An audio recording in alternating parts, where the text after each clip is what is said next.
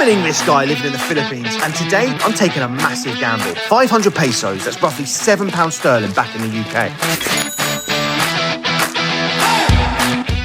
I've got to make it cover breakfast, lunch and dinner. And if I fail, I'm going to bed hungry. Now let's see if I can stay Busog, which means full, or if I'm going to be begging for scraps by sunset.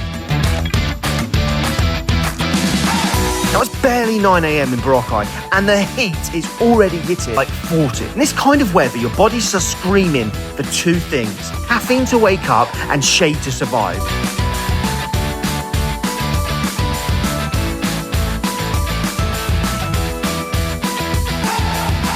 But then you're on a 500 peso budget. You can't just duck into a high-end air-conditioned Starbucks and drop 250 pesos on a cold brew. Heading inland towards the local heart of the island. Now first stop, Jasper's. Now you won't find this in any top 10 romantic diners list, and that's exactly why I loved it. Jasper's is a local legend. Now I grabbed a 3-in-1 instant coffee for only 25 pesos. It's punchy, it's sweet, and honestly, it's the fuel for champions. Then the main event, the 140 peso cheesy omelette. Now look at this. It's not a French souffle. It's about as simple as it gets, consisting of processed cheese and grated cheddar that melts into a gooey centre. That fresh cucumber on the side is pretty much the only thing keeping this healthy. Now the total cost was 165 pesos, and we're 1/3 of the way through with that budget, and it's only 9 AM.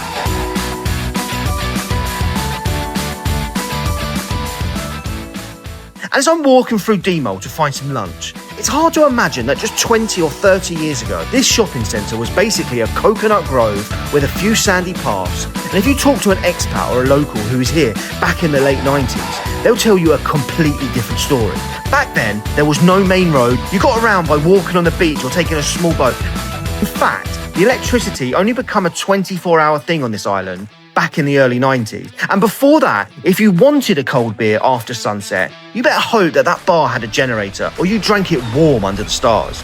Now the biggest change though, the noise. 20 years ago, the only thing you heard was the waves, maybe a stray barking dog, but now it's the hum of electric trikes and the music from the beach clubs. It's a massive jump from the backpacker's secret it used to be.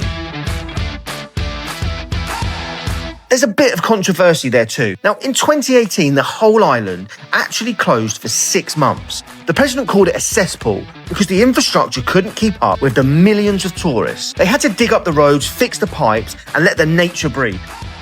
And now walking here now, it feels polished, it's clean, it's organised. It makes my 500 peso challenge feel even more intense.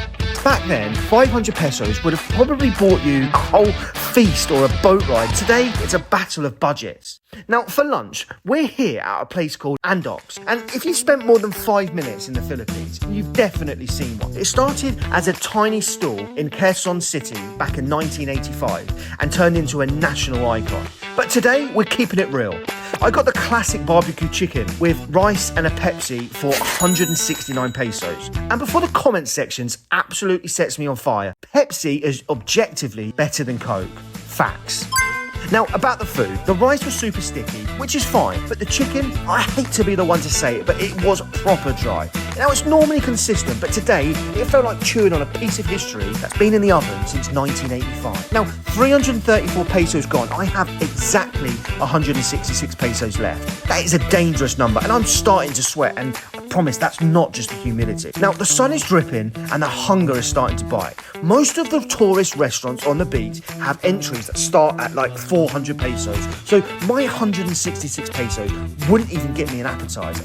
Now this is where the challenge starts to get real. I'm walking through the back streets looking for that hidden gem.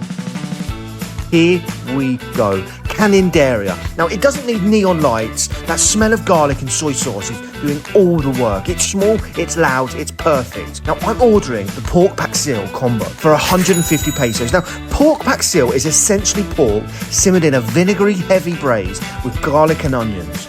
It's sharp, it's savoury, and it's deeply comforting. It tastes like a Filipino grandmother cooked it.